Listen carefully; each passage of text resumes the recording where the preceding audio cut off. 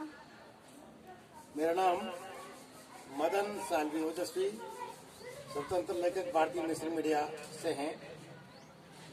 आप एक अच्छे लेखक भी हैं और आप समाज सेवी भी हैं, तो आप सावित्री फुले के बारे में क्या जानते हैं, इस चैनल द्वारा आप सभी को बताएं।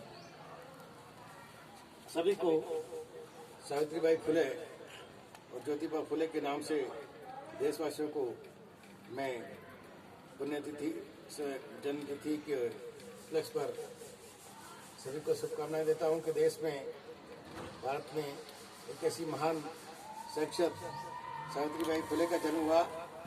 और जब सावित्रीबाई फुले और ज्योतिबा फुले का जन्म हुआ, उस वक्त देश के अंदर महिलाओं को ये हालत थी कि घर से बाहर निकलना किसी को मंजूर नहीं था। अंधविश्वास, आडंबर और पाखंड रूढ़िवाद में समाज डूबे हुए थे। ऐसे में ज्योतिबा फुले ने सावित्रीबाई फुले को जागरूक किया, पढ़ाया, और ये रहा परिणाम कि शिक्षा का महत्व सावित्रीबाई फुले ने समझा। और वो चाहते थे कि महिलाएं बिना पढ़े लिखे आगे नहीं बढ़ पाएगी, तो उन्होंने हिम्मत करके और विद्यालय खोल करके, पाठशाला खोल करके बच्चों को पढ़ाने का मन में ठाना।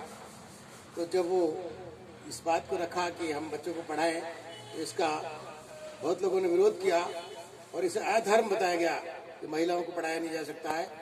महिला को पढ़ाना, बालिकाओं को पढ़ाना अधर्म माना गया।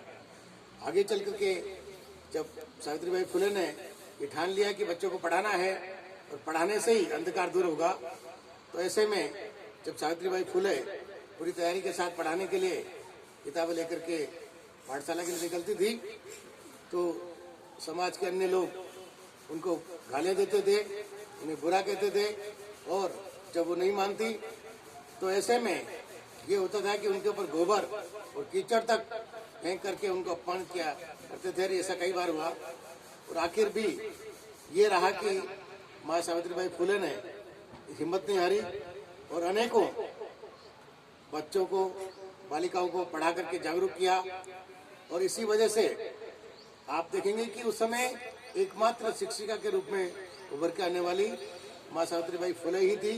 उन्हें हम अगर यदि देवी कहें, कोई देवता के रूप में माने, तो वास्तव में सावित्रीबाई फुले और महात्मा ज्योतिबा फुले रहे।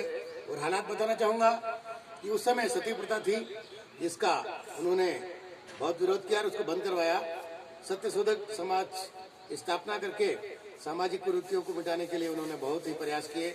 और उन्हीं के सामाजिक सुधार के प्रयासों की वजह से, सामाजिक उत्थान की वजह से आज हमारा देश और हम सब तरक्की कर रहे हैं। इसमें माँ सावित्रीबाई फुले का बहुत बड़ा सहयोग है। और उन्होंने हमारे लिए कितने कष्ट और पीड़ाएं, तकलीफ सही, इसका हम वर्णन नहीं कर सकते।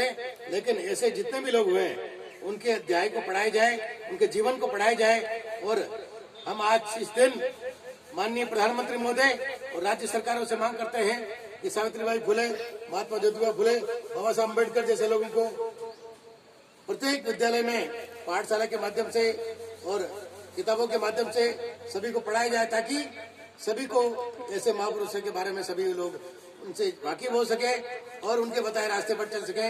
आज उनके सावित्रीबाई फुले की जन्म जयंती पर हम देशवासियों को शुभकामनाएं देते हैं और हम सावित्रीबाई फुले से उनके जीवन को पढ़ करके प्रेरणा लेते हैं। हम माँ सावित्रीबाई फुले की जय जयकार करते हैं। आज चित्तौड़गढ़ में भारतीय साहित्य अकादमी भारत के तत्वाधान में एक पुष्पांजलि कार्यक्रम रखा है और माताओं बहनों ने उन्हें नमन किया और उन्हें बहुत बहुत उनके जीवन को धन्य कहा।